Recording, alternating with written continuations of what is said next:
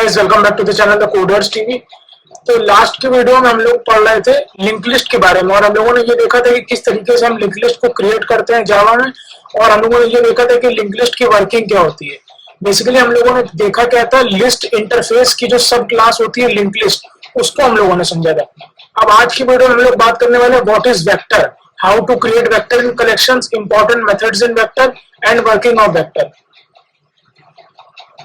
तो अब देखो, लिंक लिस्ट और वेक्टर में कुछ डिफरेंसेस भी होते हैं, वो हम लोग इसके नेक्स्ट वीडियो में देखेंगे, लेकिन आज की वीडियो में हम लोग वेक्टर देखने वाले हैं। ठीक है, तो वेक्टर क्या होता है? The underline data structure is resizable and growable in nature, insertion order is preserved, duplicate objects are allowed. तो देखो, बिल्कुल सेम लिंक लिस्ट जैसा ही है। लिंक लिस्ट में भी क्या होता है, इंसर्शन ऑर्डर प्रिजर्व्ड होता है और डुप्लीकेट ऑब्जेक्ट जो है वो अलाउड होते हैं। तो underline data structure is resizable and growable in nature. अब देखो, वेक्टर का अंडरलाइन डेटा स्ट्रक्चर क्या होता है, ये देखो। कलेक्शन हम लोगों ने सबसे पहले देखा था कि हमारे पास कलेक्शन इंटरफेस होता है। ठीक है, ये हमारे पास कलेक्शन इंटरफेस ये होता है। ठीक है, फिर हम लोगों ने देखा था कि कलेक्शन का एक सब इंटरफेस होता है, मतलब इसका एक एक्सटेंडेबल इंटरफेस होता है जो कि होता है लिस्ट। ये लिस्ट इंटरफेस चाइल्ड होता है किसका? कलेक्शन का। अब लिस्ट इंटरफेस के अपने आप में सब क्लासेस तीन होती है। सबसे पहली क्लास होती है एरे लिस्ट। ठीक है, एरे लिस्ट हम लोग कवर कर चुके थे, एरे लिस्ट। उसके बाद होती है लिंक लिस्ट। ठीक है, और उसके बाद होता है वेक्टर। हम लोग वेक्टर समझ रहे हैं। तो अगर कोई पूछे कि वेक्टर किसकी वेक्टर जो है, वेक्टर का अंडरलाइन डेटा स्ट्रक्चर क्या है, तो वो है लिस्ट इंटरफेस। मतलब लिस्ट इंटरफेस का चाइल्ड जो होता है वो वेक्टर होता है। ठीक है, अब देखो यहाँ वेक्टर में क्या कह रहा है, insertion order is preserved. Let suppose कि तुमने कोई एक वेक्टर वैसे वेक्टर बनता कैसे है, देखो वेक्टर इस तरीके से बनता है। हमने बोला vector v equals to new vector. अब देखो यहां पर क्या है, creates an empty vector object with a default initial capacity 10। अगर तुमने इस तरीके से वेक्टर बना दिया, ठीक है, तो इसकी डिफॉल्ट इनिशियल कैपेसिटी क्या हो जाएगी? वो हो जाएगी 10। ठीक है, डिफॉल्ट इनिशियल कैपेसिटी वो इसकी हो जाएगी 10। ठीक है, once vector reaches its max capacity then a new vector object will be created with vector v equals to new initial capacity. तो देखो, तुम अगर वेक्टर की बाय डिफॉल्ट जो कैपेसिटी होती है वो क्या होती है? 10 होती है। अब लेट सपोज हम लोगों ने बोला था कि इंसर्शन ऑर्डर इज प्रिजर्व्ड। अब लेट सपोज तुमने वेक्टर में सबसे पहले ऐड किया 10। ठीक है, फिर तुमने वेक्टर में से ऐड किया 20। इस तरीके से करते करते तुमने वेक्टर में 10 एलिमेंट्स ऐड कर दिए। ठीक है, v डॉट एड 100। इस तरीके से 10 एलिमेंट्स तुमने ऐड कर दिए। तो जब भी तुम वेक्टर को प्रिंट करोगे ना, लेट सपोज तुमने वेक्टर को प्रिंट करा, तो ये किस ऑर्डर में प्रिंट होगा? 10, 20, 30 इस तरीके से लेकर 100 तक। मतलब जिस ऑर्डर में तुमने जो है स्टोर किया है वेक्टर में एलिमेंट्स, उसी ऑर्डर में वो प्रिंट करेगा। तो मतलब वेक्टर में क्या होता है? Order is preserved. ठीक है, और उसके बाद दूसरी चीज देखो, वेक्टर में क्या होता है? Duplicate objects are allowed. अब लेट सपोज तुमने यहाँ पर 100 को ऐड किया हुआ है, लेकिन तुमने उसके बाद 100 फिर ऐड कर दिया। ठीक है, तो जब भी तुम प्रिंट करोगे वेक्टर को, तो वेक्टर को प्रिंट करने के बाद क्या हो, वेक्टर को प्रिंट करोगे तो वेक्टर को जब प्रिंट करोगे तो यहाँ पर तुम्हारा 100 और आ चुका होगा। मतलब वेक्टर में हम लोगों ने एक चीज और क्या समझी कि duplicates are allowed. Duplicate object जो होते हैं वो अलाउड होते हैं।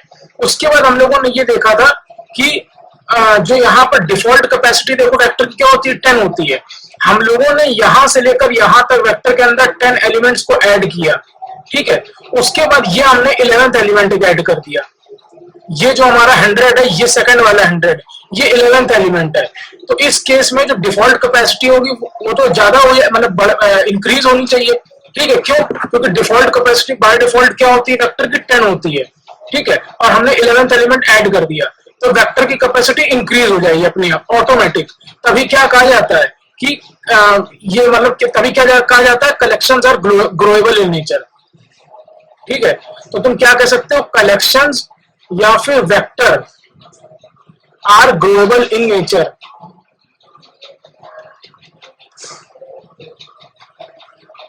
ठीक है, तो ये तुम्हारा वेक्टर हो गया। अब नल इंसर्शन इज पॉसिबल। अब देखो, बिल्कुल लिंक लिस्ट जैसे ही केस है। अगर तुम वेक्टर में देखो हम लोग नल इंसर्ट कर सकते हैं। ठीक है, हमने वेक्टर में नल इंसर्ट कर दिया, ये लिंक लिस्ट में भी पॉसिबल था। और दूसरी चीज यहाँ पर समझने वाली ये है कि जैसे वेक्टर के अंदर जो और मेथड्स होते हैं ना, जैसे टू ऐड एलिमेंट्स। अब देखो वेक्टर के अंदर मेथड्स क्या क्या होते हैं, जैसे कि देखो वेक्टर के अंदर सबसे पहला एक मेथड होता है ऐड, ठीक है। उसके बाद एक होता है कि तुमको किसी इंडेक्स पे ऐड करना हो एलिमेंट, तो INT IDX INT ELE element, ठीक है। और यहाँ पर क्या है, लेट सपोज तुम यहाँ पर भी कोई एलिमेंट इंसर्ट कर रहे हो, तो देखो एक मेथड ऐड का होता है कि जो तुम्हें सिंपली एलिमेंट्स को ऐड करना है, तो वो लास्ट में ऐड हो जाएगा। कैसे, मान लो तुम्हें वेक्टर बनाया, सबसे पहले तुमने 10 इंसर्ट किया, उसके बाद तुमने फिर से 20 इंसर्ट किया, तो वो देखो लास्ट में इंसर्ट होगा। फिर तुमने 30 इंसर्ट किया, वो देखो लास्ट में इंसर्ट होगा। फिर तुमने वेक्टर के अंदर 40 इंसर्ट किया, तो लास्ट में होगा। जैसे कि यहाँ पर हो रहा था, 10 ऐड किया, 20 ऐड किया, तो सारे एलिमेंट्स लास्ट में हो रहे हैं। लेकिन हम चाहते हैं किसी पर्टिकुलर इंडेक्स में एलिमेंट ऐड हो। हमने बोला कि ऐड करो फर्स्ट इंडेक्स पे 100 को, तो 0 1 मतलब 10 के बाद 100 ऐड हो जाएगा फर्स्ट इंडेक्स पे, उसके बाद 20 30 और ये 40 इस तरीके से चलेगा। तो ये ऐड मेथड्स के कुछ वेरिएशन है। इसको अब देखो यहाँ पर ओवरलोडिंग तुमको देखने को मिल गई, यहाँ पर सिंगल पैरामीटर है, यहाँ पर डबल पैरामीटर है, मेथड्स के नाम सेम है। और सबसे बड़ी बात कि ये जो जितने भी मेथड्स आ रहे हैं ना, ऐड के, रिमूव के, रिट्रीव के, ये सारे मेथड, ये सारे के सारे मेथड्स कहां पर प्रेजेंट है, कलेक्शन इंटरफेस में, समझे। मतलब ये तुम्हारा एक मेथड्स का पैकेज है, लेट सपोज एक मेथड्स का पैकेज है जो कि कलेक्शन के पास है। और जब लिस्ट ने कलेक्शन को इनहेरिट किया, तो वो जो मेथड्स का पैकेज था ना पूरा, जो सारे इनबिल्ट मेथड्स थे, वो लिस्ट के पास भी आ गए। अब जब एरे लिस्ट ने लिस्ट को इनहेरिट किया, तो यही सारे मेथड्स जो थे, इंपॉर्टेंट मेथड्स जो है, वो सारे इसके पास भी आ गए। जब लिंक लिस्ट ने लिस्ट को इंप्लीमेंट किया, तो सारे के सारे इंपॉर्टेंट मेथड्स लिंक लिस्ट के पास आ गए। और इसी तरीके से जब वेक्टर ने इंप्लीमेंट किया लिस्ट को, तो वो सारे के सारे इंपॉर्टेंट मेथड्स वेक्टर के पास आ गए। तो मतलब समझ रहे हो, ये सारे मेथड्स जो बेसिकली आ रहे हैं, ऐड, रिमूव, ये एक्चुअल मेथड है कहां पर, ये कलेक्शन इंटरफेस में मेथड्स हैं। अब इसका मतलब ये नहीं है कि एरे लिस्ट का अपना खुद का कोई मेथड नहीं होता। एरे लिस्ट के अपने खुद के भी कुछ मेथड्स होते हैं, और कुछ मेथड्स कहां से आ रहे होते हैं, सीधा कलेक्शन इंटरफेस से आ रहे होते हैं, ठीक है। तो अब देखो हम लोग वेक्टर का जो थोड़ा प्रोग्राम करके देख लेते हैं वेक्टर के बारे में। वेक्टर और लिंक लिस्ट में बहुत छोटा सा माइन्यूट सा फर्क है, वो हम लोग जो है अभी इस वीडियो में देखेंगे। नेक्स्ट इसके बाद हमारे पास वेक्टर और एरे लिस्ट में डिफरेंस क्या होता है, ठीक है, वेक्टर और एरे लिस्ट में। तो देखो vector v equals to new vector, ठीक है। अब देखो हमने क्या बोला, वेक्टर में ऐड कर दो 10 को, तो हमने 10 ऐड कर दिया।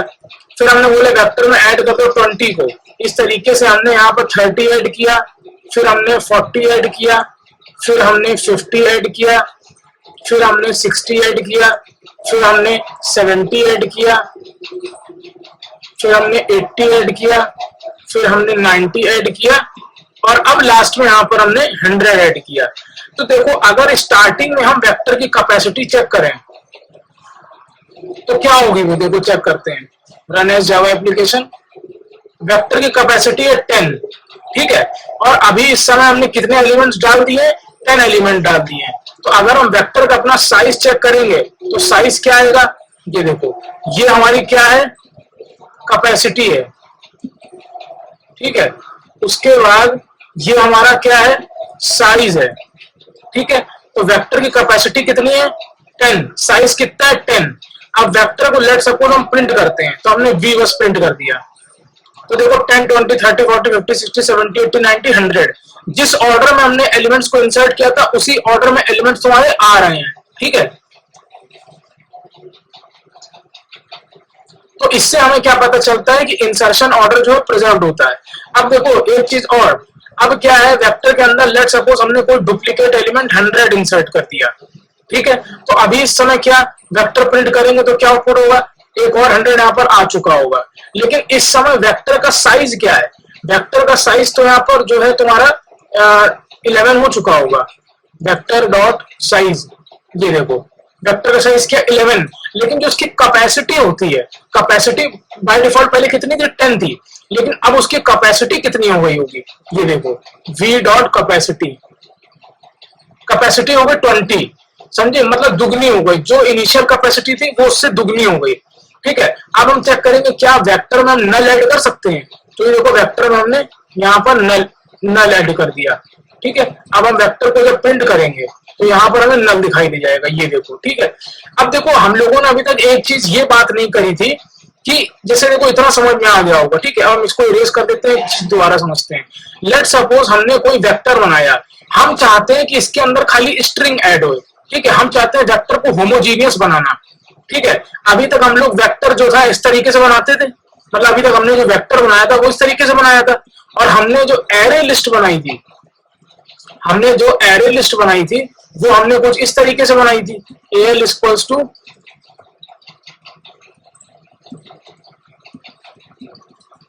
New array list. ठीक है, हमने एरे लिस्ट जो है वो इस तरीके से बनाई थी। लेकिन हम चाहते क्या है, अभी इस समय देखो एरे लिस्ट की अगर बात करेंगे तो हम एरे लिस्ट में देखो इंटीजर भी डाल दे रहे हैं, एरे लिस्ट में हम कैरेक्टर भी डाल दे रहे हैं, एरे लिस्ट में हम फ्लोट भी डाल दे रहे हैं। ठीक है, हम चाहते हैं कि कुछ ऐसा सिस्टम बनाए हम कि एरे लिस्ट के अंदर हम खाली एक ही तरीके का डेटा टाइप इंसर्ट करना चाहते हैं। लेट सपोज हमें कुछ ऐसा सिस्टम बनाना है, या फिर वेक्टर है तो देखो वेक्टर के अंदर अभी हम इंटीजर भी डाल पा रहे हैं, वेक्टर के अंदर अभी हम तुम्हारा फ्लोट भी डाल पा रहे हैं। ठीक है, वेक्टर के अंदर अभी हम तुम्हारा कैरेक्टर भी डाल पा रहे हैं, ये देखो। ठीक है, तो हम चाहते हैं कि कुछ ऐसा सिस्टम बने कि हम जो है एक ही तरीके का डेटा टाइप खाली इंसर्ट कर पाए। अभी हम जो है हेट्रोजीनियस डेटा इंसर्ट कर पा रहे हैं, हम चाहते हैं कि होमोजीनियस डेटा खाली इंसर्ट कर पाए।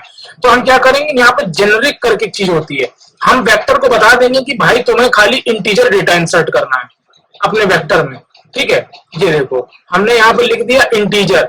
अब अगर लेट सपोज हमने वेक्टर में इंटीजर ऐड किया तो वो ले लेगा, ये देखो वेक्टर में इंटीजर ऐड किया तो ले लेगा। लेकिन अगर वेक्टर में लेट सपोज हम कैरेक्टर ऐड करेंगे तो वो नहीं लेगा, देखो एरर आ गई। ठीक है, the method add integer is of type vector of integer and not applicable for the argument type character. ठीक है, तो वो चीज वो नहीं लेगा। अब लेट सपोज अगर हम वेक्टर में ऐड करते हैं फ्लोट, ठीक है 13.4f, तो वो नहीं लेगा। ठीक है, लेकिन अगर हम वेक्टर में फिर से ऐड कर देते हैं इंटीजर तो वो ले लेगा, देखो कोई दिक्कत नहीं है। ठीक है, तो इसको बोलते हैं जेनरिक। ये बेसिकली जेनरिक का हमने इंट्रोडक्शन दे दिया, हमने इस वेक्टर को जनरलाइज्ड कर दिया कि ये कौन से तरीके का डेटा इंसर्ट करेगा। ठीक है, इसी तरीके से हम एरे लिस्ट जो होता है इसको भी यहाँ पर जनरलाइज्ड कर सकते हैं कि भाई तुम्हें लेट सपोज कैरेक्टर ही लेना है खाली। ठीक है, हमने क्या बोला, एल डॉट एड, हमने बोला कैरेक्टर चला जाए, इस बार कैरेक्टर चला गया। हमने बोला इस बार इंटीजर चला जाए, अब इंटीजर नहीं जाएगा, क्यों? क्योंकि हमने इस एरे लिस्ट को जनरलाइज्ड कर दिया है कि ये खाली कैरेक्टर स्टोर करेगी, मतलब खाली होमोजीनियस एलिमेंट्स स्टोर करेगी एक ही तरीके का। लेकिन हम चाहते हैं कि हर तरीके का डेटा इंसर्ट करेगी, तो हमें यहाँ पर कैरेक्टर को बस हटा देना होगा। तो देखो अब यहाँ पर तुम्हारा ये भी स्टोर हो जा रहा है और तुम्हारा ये भी स्टोर हो जा रहा है। ठीक है, बेसिकली जेनरिक को हटा दो। अब हमने एरे लिस्ट के अंदर कैरेक्टर भी स्टोर कर दिया और इंटीजर भी स्टोर कर दिया। ठीक है, तो ये बेसिकली पूरी कहानी थी तुम्हारे जेनरिक की। जेनरिक हमने तुमको बता दिया कि किस तरीके से हम कलेक्शंस को भी होमोजीनियस एलिमेंट्स स्टोर करने के लिए बना सकते हैं। ठीक है, अब इसके बाद आती है difference between array list and vector. तो every method present inside array list is non synchronized and every method present inside vector is synchronized. तो अब इसका मतलब क्या हुआ, देखो जैसे तुम्हारा ये है तुम्हारा एरे लिस्ट और ये है तुम्हारा वेक्टर। एरे लिस्ट के अंदर जो सारे मेथड्स होते हैं वो तुम्हारे क्या होते हैं, नॉन सिंक्रोनाइज्ड होते हैं, और वेक्टर के अंदर सारे मेथड सिंक्रोनाइज्ड होते हैं। मतलब एरे लिस्ट के अंदर जैसे तुम्हारा ये ऐड मेथड है, एरे लिस्ट के अंदर ये तुम्हारा जो रिमूव मेथड है, एरे लिस्ट के अंदर ये जो तुम्हारा साइज मेथड्स है, ये सारे मेथड कैसे नॉन सिंक्रोनाइज्ड। कहने का मतलब, अब देखो हम लोगों ने मल्टी थ्रेडिंग पढ़ी नहीं है तो हम ज्यादा डीप नहीं घुसेंगे। जैसे कि लेट सपोज हमारे पास मल्टीपल थ्रेड्स होते हैं, एक हमारे पास मान लो ये थ्रेड 1 है, ठीक है, ये है थ्रेड 1, एक हमारे पास ये है थ्रेड 2, इतना समझो अभी जितना खाली समझा रहे हैं, एक है थ्रेड 3। तो नॉन सिंक्रोनाइज्ड का मतलब ये होता है कि इस मेथड को एक बार में मल्टीपल थ्रेड्स एक्सेस कर सकते हैं, ये सारी मेथड्स को, समझे। मतलब थ्रेड 3 भी इस ऐड को एक्सेस कर रहा है, थ्रेड 2 भी कर रहा है, थ्रेड 1 भी कर रहा है। तो नॉन सिंक्रोनाइज्ड का मतलब क्या होता है, at a time multiple threads access your methods, ठीक है। लेकिन अगर यहीं पर अगर वेक्टर के मेथड्स की बात करें, ऐड, रिमूव, साइज, तो ये सारे के सारे मेथड्स कैसे होते हैं, सिंक्रोनाइज्ड होते हैं, ठीक है। अब लेट सपोज हमारे पास ये थ्रेड 1 है, अब ये हमारे पास थ्रेड 2 है, ये हमारे पास थ्रेड 3 है, तो एक बार में एक ही थ्रेड इन मेथड्स को एक्सेस कर पाएगा। मतलब यहां पर क्या होगा, at a time only one thread